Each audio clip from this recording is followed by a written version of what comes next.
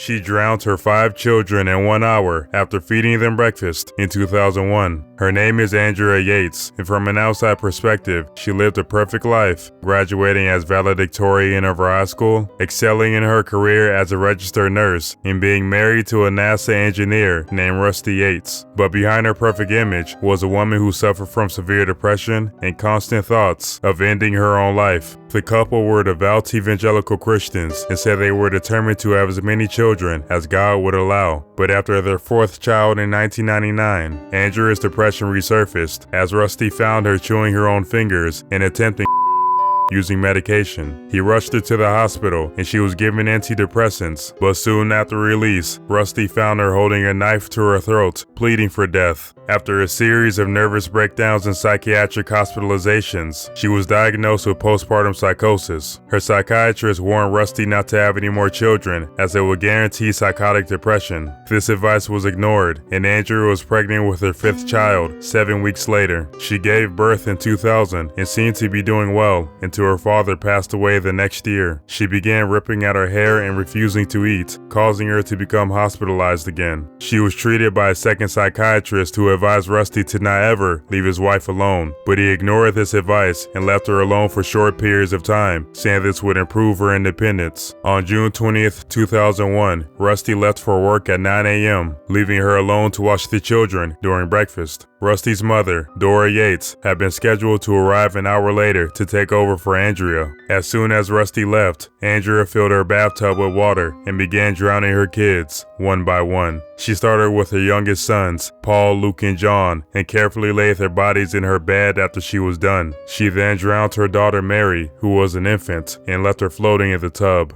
Her oldest son Noah came in and asked what was wrong with Mary, but he could tell something was wrong with his mother. He tried to run away, but she chased him down and drowned him as well. She left Noah in the tub and laid Mary in John's arms. Andrea then called the police, telling them she needed an officer, but not saying why. She then called her husband and told him to come home right away. When the police arrived, she immediately confessed to drowning her kids and was arrested. After Andrea drowned her 5 children, she was taken to police headquarters for questions. Her hair and clothing were still wet, as she explained that she waited for her husband Rusty to leave before committing the crime. She also locked up the family dog to prevent him from stopping her. Andrea's religious beliefs convinced her that women were inherently evil, and her children were doomed to burn in hell because of her. Therefore, she drowned her children to save them from hell, and believed her own execution for the crime would help defeat the devil. During her trial, her defense argued she should be found not guilty by way of insanity, but this crime occurred in Texas, and an insanity defense required the subject to prove they were incapable of telling right from wrong. The prosecution believed she knew right from wrong during the crime, as she waited for Rusty to leave and locked up the family dog to prevent it from stopping her. She was found guilty of capital murder and given a 40-year sentence in March 2002. However, this decision was reversed by the Texas Court of Appeals after it was revealed the prosecution psychiatrist, Park Dietz, gave a false testimony during the trial. He said that before Andrea's crimes, an episode of Law & Order aired about a woman who drowned her children and was found innocent by way of insanity. However, no such Law & Order episode existed at the time, and his testimony may have influenced the jury. Andrea's conviction was overturned, and she again entered an insanity plea. She was found not guilty